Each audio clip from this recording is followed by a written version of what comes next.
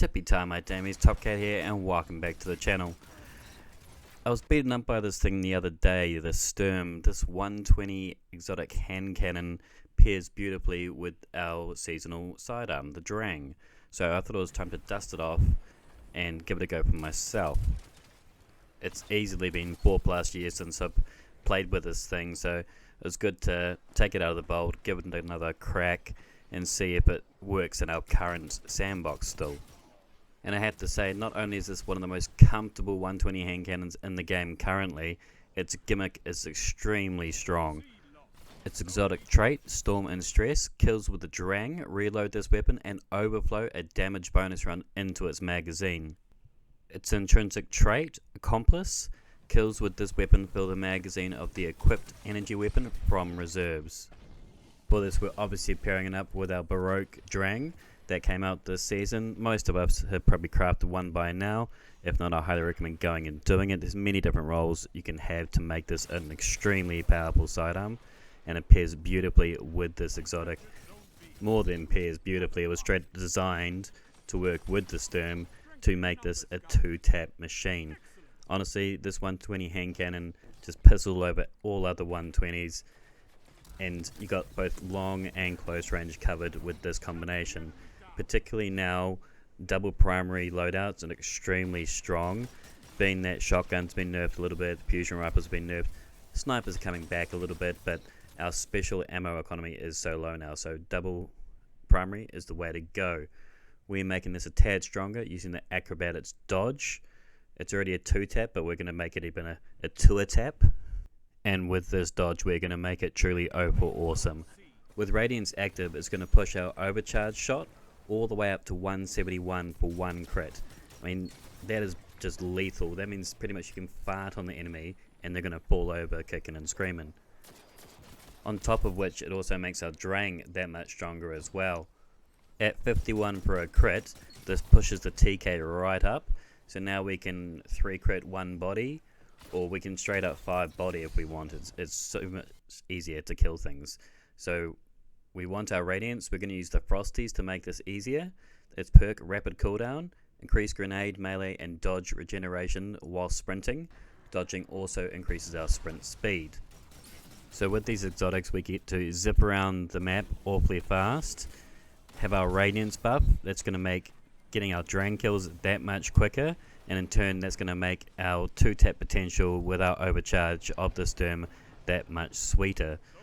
So zap, zap, zap, zap, zap with a Drang, and then pop him in the head, ka-chow, dead. I'll be using the knock him down solar aspect. Whilst Radiant, final blows with a throwing knife to refund our throwing knife. I'm going to be using the proximity explosive knife. We're also going to be using Ember of Torches solar fragment. Powered melee attacks against combatants make you and nearby allies radiant. Ember of Solace. Radiant and restoration effects applied have increased duration. This is it up right up to 23 seconds if you get enough stacks. And Ember of Imperium. Solar weapon or ability final blows extend the duration. So this way, with our solar Drang, we can just keep this Radiance buff ongoing. What I also like to do is to chuck your little proximity knife into a high traffic area. You see the little gold there. I got another Radiance extension because that knife was in a high traffic area. And that way, not only do I damage something, I also get that buff, ahead of time. So I can just nail down people without having to worry about getting into that gunfight with a solar weapon necessarily. But you can see that from the space of this engagement, I already got 2 dodges. I mean, that's how quick this thing can recharge. But we're still taking this build one step further. Even with Storm and Stress and Radiance, we're going to add some more damage to it, as you don't always have them all lined up at once, but we're going to go with a high energy fire on this as well. We're not going with a typical charge with light, taking charge. We're going with swift charge. Getting multiple kills with our sidearm is going to give us a charge. Now this might seem a bit overkill, but personally I've really been enjoying it. Not all of these damage perks line up on top of each other all the time, and if they do, more the merrier, I always say. But it's about having high damage all the time. So the more we stack these up, the more we can utilize them individually and on top of each other. Also, the Sturm feels dialed into the head, so I don't really feel the need to run a hand cannon targeting mod. I am still running a sidearm targeting, sidearm dexterity, because it's essentially is a harmony build. We're using our proximity explosive knife, so when we do damage with this baby, it's going to give us more class ability back to us. We're using Radiant Light primarily for the strength stat boost. Unflinching hand cannon. We're using Powerful Friends for the additional mobility, and we're double stacking Invigoration, more to do with the fact that our Drang and Sturm combination just reload each other, so there's really no need for anything in the legs other than Invigoration, really. On our class item, of course, we're using Classy Restoration, and we're double stacking Utility Kickstart just to help get us that Acrobatics dodge that much quicker. So with these armor mods in play, we've got a high energy fire build that works symbiotically with the natural play style. We're not having to run around and scavenge orbs to get that. So we can just go around two-tapping things. Our Drang is stupid strong because of our Radiance from our Frosties and our throwing knife.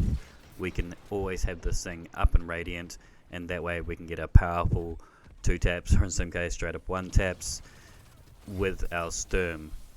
Our Drang is going to push out our Radiance extension all the way up to 22-23 seconds, and that is pretty much exactly what our cooldown with our Frosties is. We can get our Radiance dodge, Acrobatics dodge, back in 24 seconds, so there's pretty much no reason to not have a Radiance buff at any given moment with this build. I've been using healing grenades, pretty much because this isn't a Scorch build. There's nothing really other than our super that's applying Scorch, so I like to have a healing grenade. That way I can just, when it comes to those hand cannon battles, I can just peek in and out that much quicker.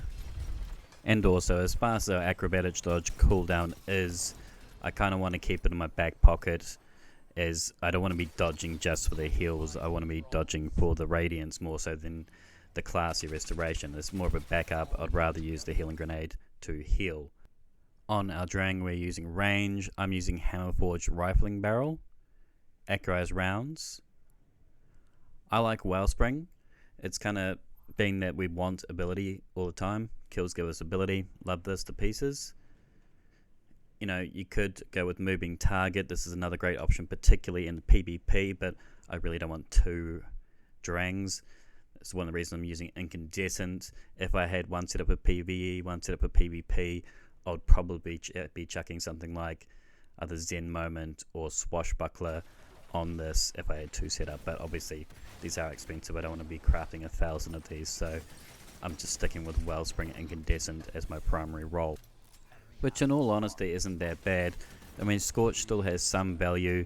It's good for tracking people, so it doesn't apply as much Scorch. In the last patch that came through, the Scorch value has been taken down from 10 to 5, so it's not really doing much damage overall, but the Scorch ticks, you can kind of treat them like a little bit of a radar, and that way you kind of know where and whereabouts people are going, and that way it's easier to hunt them down or be aware of them in general. So if you can have two, but me personally, I'm just keeping the one.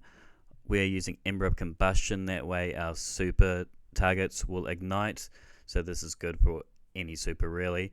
We're also using Ember of Beams. This just helps the tracking of our Blade Barrage that much better, and just makes it a better super in general. I've been running the half truce on this build, using the quick access sling of course, as we're running it with the Eager's Edge perk. If you don't yet have one of these, you really need to get it. It's so much fun. You need to go to the Days of Eternity, go see Xur, go farm that out, and you'll have an awful lot of fun with this thing. Essentially, it's a sword, but you can just hyper lunge at things, so extremely versatile. You know, you can use it in many different ways, from getting into trouble and getting out of trouble. And the great thing about it is, it's not like a rocket launcher, you just like shoot it and then go, I'm out of ammo. This you get to keep on you, you know, that's the playstyle you want to run with it anyway. Just run around, pull it out of your pocket whenever you can, and that way you can just slice down any unsuspecting villain in your path. Anyway, my damies, that is the build for today. This is our 2-tap factory. I hope you enjoyed it, hope you really liked it, and hope you give it a go. If you did, please chuck us a like. If you're new and you liked, please chuck us a sub. It goes a long way towards growing the channel, and I'm always putting out new content. If you got any comments down below, feel free to chuck a comment. And until next time, tippy tie my damies, what a tie.